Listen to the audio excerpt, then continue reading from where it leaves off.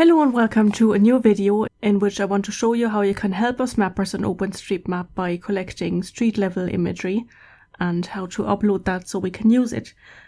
You might wonder why I have to show you that since there is Google Street View, but in case you didn't know, we cannot use Google Street View for mapping because it's proprietary imagery and we just can't. There are a couple of alternatives. I have talked about Mapillary before, which was bought by Meta a couple of years ago, so quite a few mappers have just gone off it and are not contributing anymore, because a lot of mappers contribute themselves, because we can't rely on other people doing it, but we can always do with more contributors on that side of things. This is the coverage on Mapillary for Ireland, which is pretty good. Some of it is terribly outdated, but I won't talk anymore about Mapillary much in this video.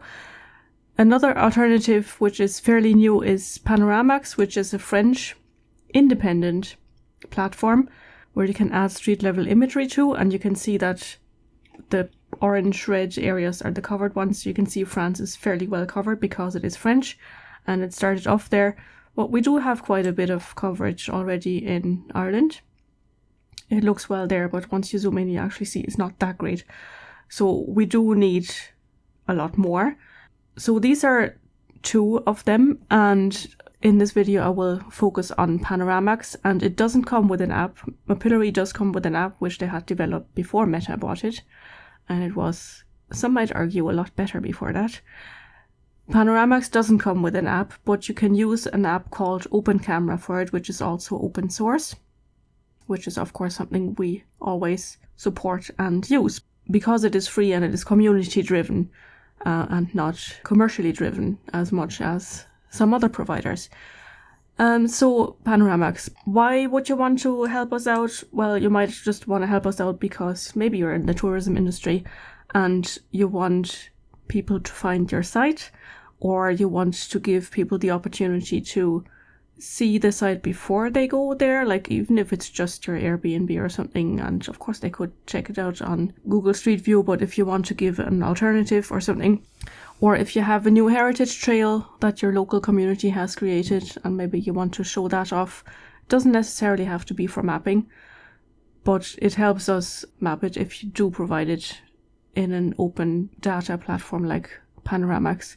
There's lots of other ways you can support us and why it's good to do this. One example, and I'm only going to briefly mention it, is this case here, which actually got me into the newspaper recently, where someone had pointed out a problem with sat-navs near Kilkenny in Bennett's Bridge, and I used street level imagery that I had captured myself now to hopefully solve the problem. I don't know what they put solved in quotes. I don't know if it is solved yet, but I've done the best I could with the street level imagery that was there. And of course I don't have to use my own imagery. I could use anyone else's imagery because it is all a crowd project and it's decentralized, and you can read all about that in that newspaper article, which I will link in the video description. I want to quickly show you how we use that. You can skip ahead if you're not interested. If you're already convinced, we'll have chapters and you can just skip ahead to that. So they're accessible in the IDE editor as well as in JOSM. I'm going to show you in the IDE editor because that's what I do in most of my tutorials. There's also another alternative, Bing. It's called StreetSide, and that's provided by Microsoft, but we can use it. So some of the bigger companies are supporting us, some of them aren't. But we don't want to rely on these companies because they could just decide to pull out and then we're there without any imagery. So it's good to have an independent platform like Panoramax. Anyway, so we'll go in here because I captured 360 imagery here yesterday and I've uploaded it to Mapillary because I'm using the camera that they sponsored, so I still have to do that. But I usually also upload it to Panoramax in case Mapillary changes their mind and will not give us access anymore at some point. So I'm just going to go into the IDE editor. So the aerial imagery is quite old. It's probably around 11 years old by now, so there could be quite a few changes.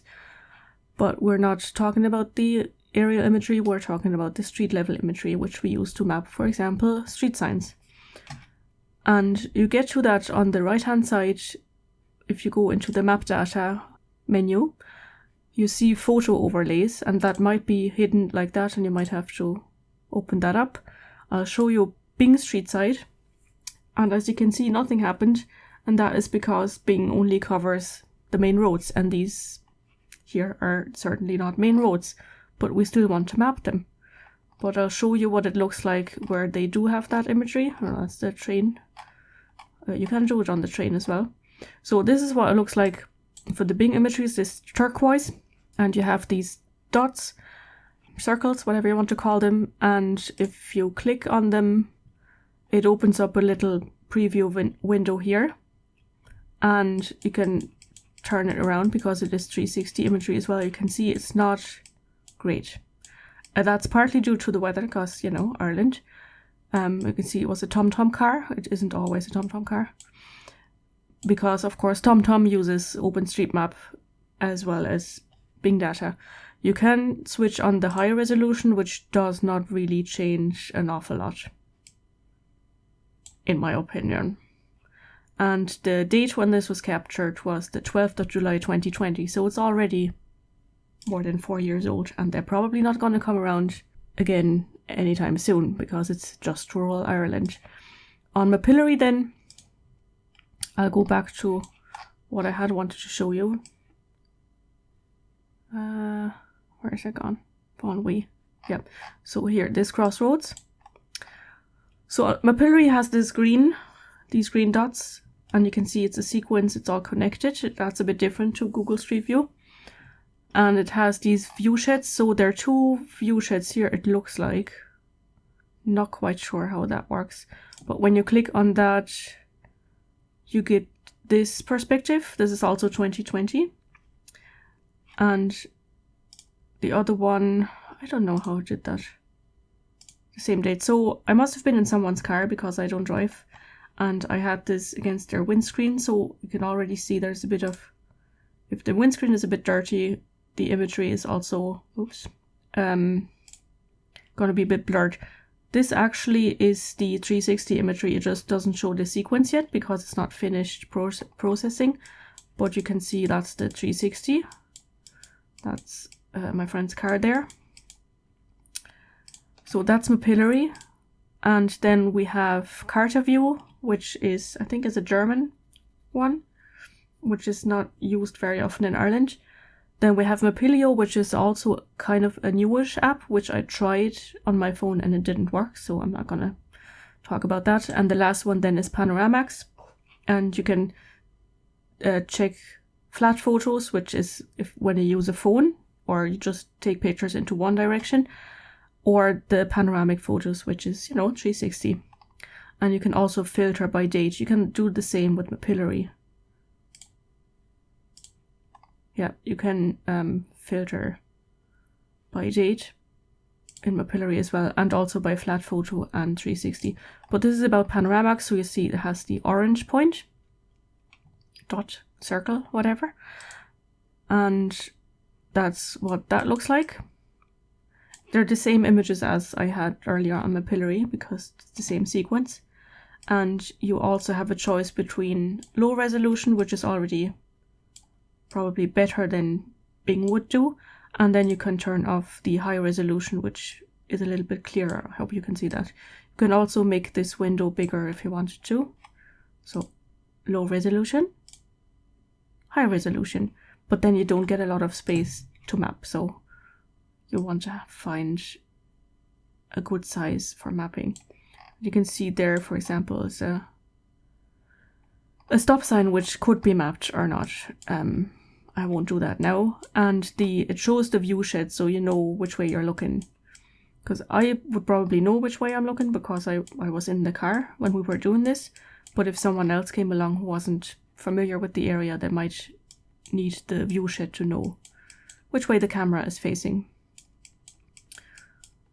So that's Panoramax, and you can turn that off and we can go out of here.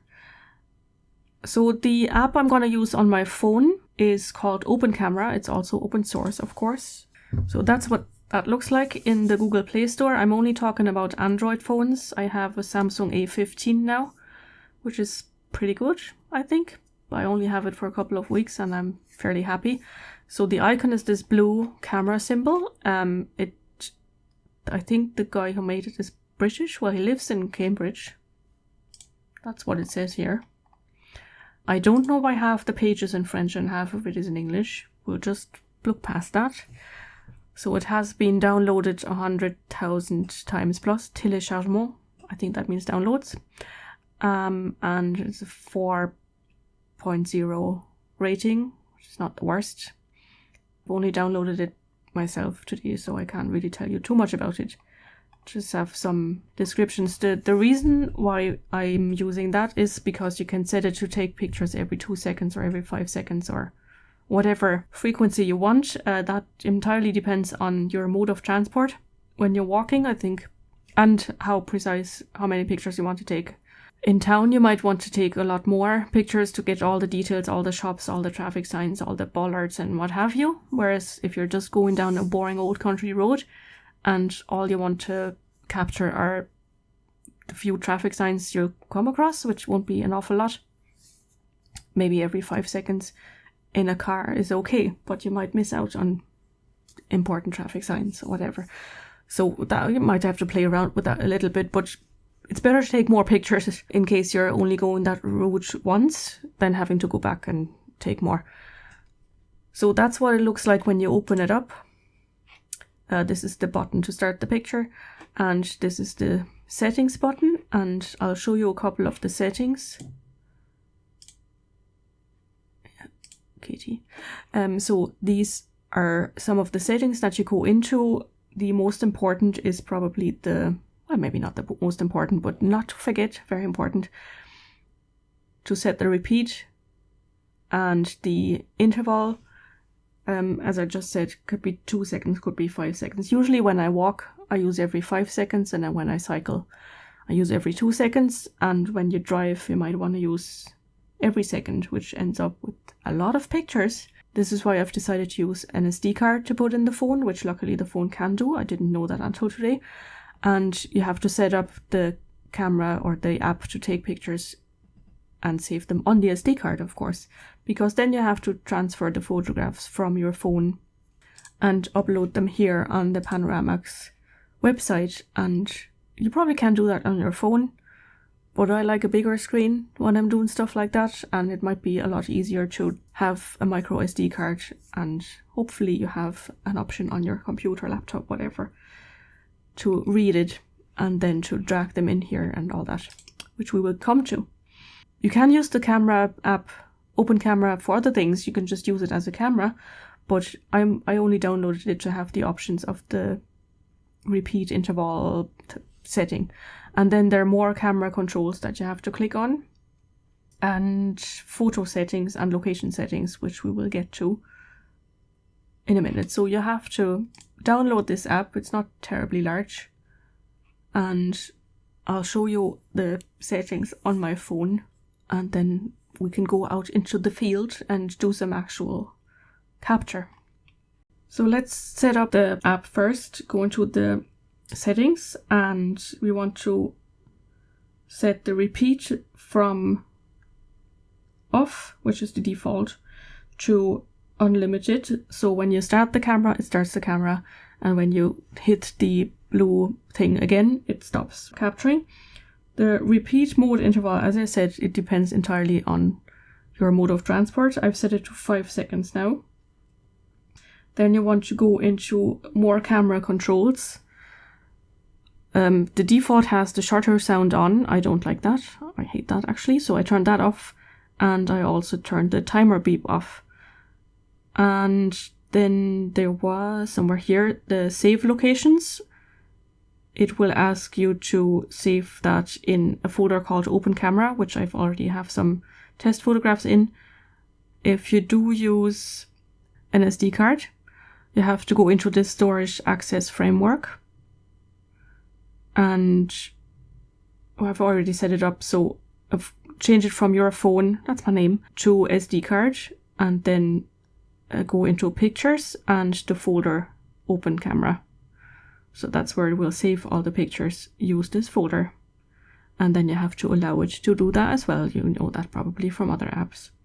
And then you could change the photo prefix, which I have done. It'll be img_. If you don't change it, but I just changed it to Panoramax, so I know in case some other pictures make their way into this SD card, I know not to upload them to Panoramax. And you just hit OK. And I think that's all you need in that menu. And then we have the photo settings. You have the image quality, which I've set to 100%. It's 90 by default. And the image format, and I'm sticking with JPEG because some of the options you need JPEG for later on, which is somewhere here.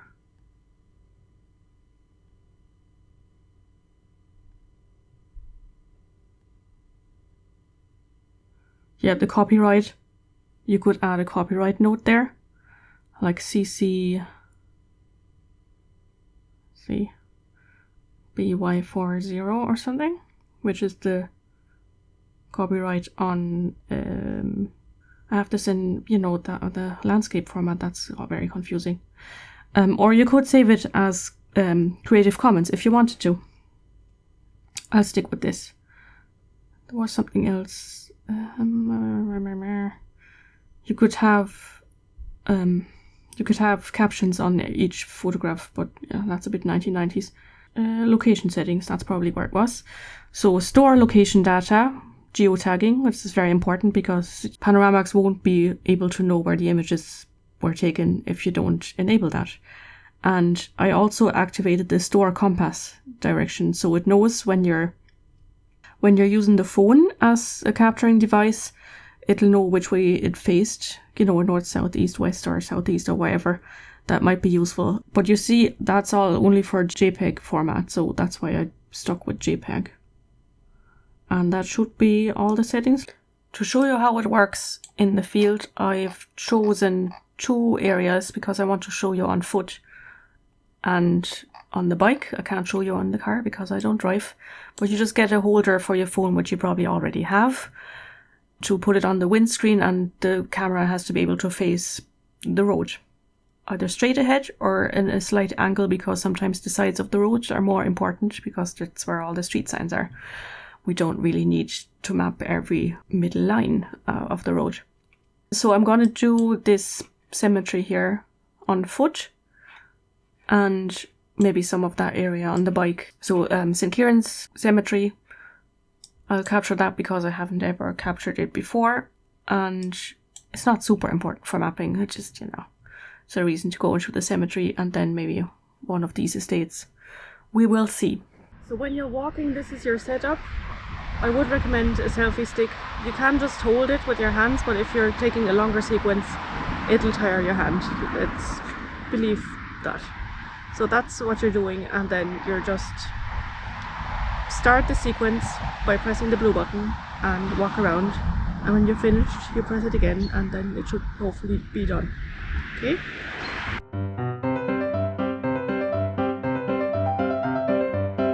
So this is the setup on the bike. It's just a phone holder for the bike. Make sure you have these, and then you just have to, it's very difficult to do with one hand, turn and adjust it so it faces the road. Obviously I've decided to go into St. Kieran's Crescent because I've been reading up about St. Kieran yesterday, so I might as well. So I have to tilt it in a way that it faces the road, and make sure you have nothing obstructing your view. That's why I've tied these cables down a little bit. They still have to be able to move, obviously, otherwise my brakes won't work. But make sure it's still safe.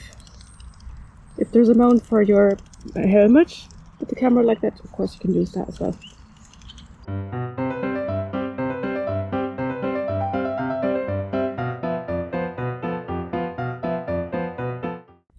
And we're back at the desk. When you want to upload your images to Panoramax, you have to go onto their website, obviously. There are two instances that you can upload to. I upload them to the OpenStreetMap instance, so that's panoramax.openstreetmap.fr, because remember, they're French. And when I opened this, it actually asked me whether I wanted this translated. It's not really that important. The button for uploading is the one that says share pictures, whatever it says in French. So you click that, it's the one that's blue. So you click on that, and then you see your regular upload window. And so they have this weird mixture of English and French at points. So the uploaded pictures will be published under La Licence, and then it says CC BY SA40. But you want to drag your images into this window here. So I have them here on my SD card, which remember I put in my camera, so it would be easier to transfer the files, and hopefully it will work today. I have tried before and it uploaded them. The first try it uploaded them to Panoramax, but it didn't show the images, so that's kind of pointless. But it has fixed that. So that was a problem with the Panoramax website, because I did try to upload them to Mapillary and they were shown straight away. So it was definitely on the Panoramax side. So it's a little bit still, it still has some issues. And then I changed some settings on the camera, in the camera app, OpenCamera, and then it wouldn't even upload them for some reason. So I've went back to the settings I had before, which are the ones that I showed you, so you should be safe. So to test this, I've already uploaded the first two, if I remember correctly, so I can just start with the third image and highlight them all and just drag them in here. Might take a while to turn green, and then you just let go and it starts uploading them, hopefully. Well, that's great.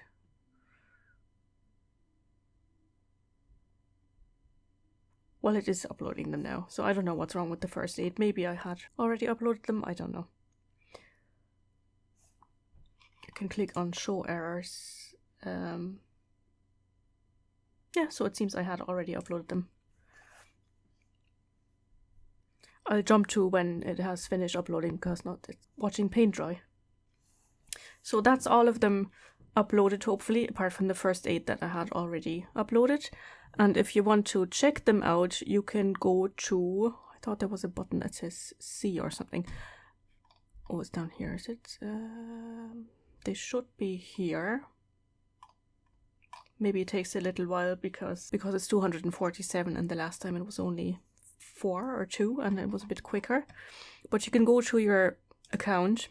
By the way, you can log in with your OpenStreetMap username, so that's handy. And you go to My Pictures and they should be shown there. It doesn't seem to have processed them, but that's what we just saw before.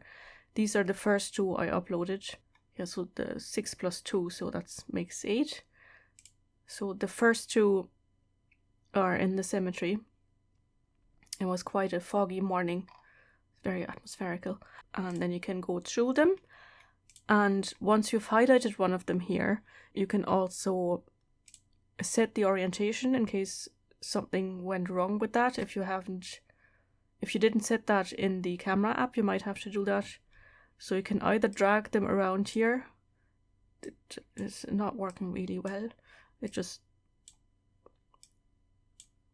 does whatever it wants to do, but you can also just put in a number, for example, just to make sure you have it right. And then you have to confirm the position, which I won't do because I haven't really changed anything. And you can also sort the sequence by GPS date, file name and file date, which I don't have reason to do, but that is something you can do. And let's go back to the sequence list and see if they're there yet. Nope. So it's a couple of days later because I was busy doing other things, but the sequences I uploaded that wouldn't show the first day are showing now. They showed the next day, so it took about 24 hours. And I'll click on the cemetery one first here. Oh, sorry, that's the crescent one, St. Kieran's Crescent. So that's what that looks like on the map. That's the coverage I got. Didn't go into every street.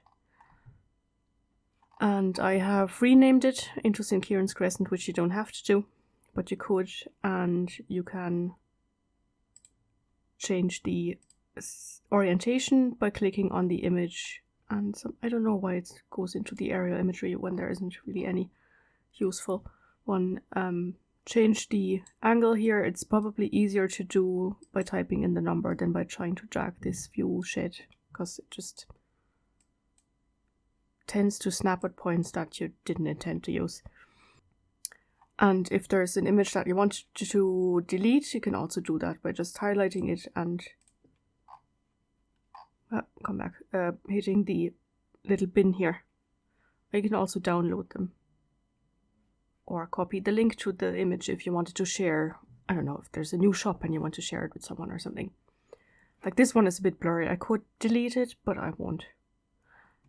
Yeah, and the other sequence is the symmetry. Is I haven't renamed it. Just to rename it, you just go into the edit here, and either you leave the date in or you don't have to. It's up to you. And then hit OK when you're done with that. And that is all. So there are still teething problems with Panoramax. There's no way around that. I've seen that. But usually the sequences do appear in the map the next day, or maybe 2 days later, which is the same kind of time that Mapillary takes to show the images, so there's really no loss there. Maybe it has inspired you to try it out, even if you're just doing one sequence. And hopefully the video is going to be useful for you. If you like this content, please like. I won't say subscribe because I don't know when I'm going to do the next video, and I don't want to promise you something that I can't keep. So thanks for watching this one, and have a good day. Slán go fóill.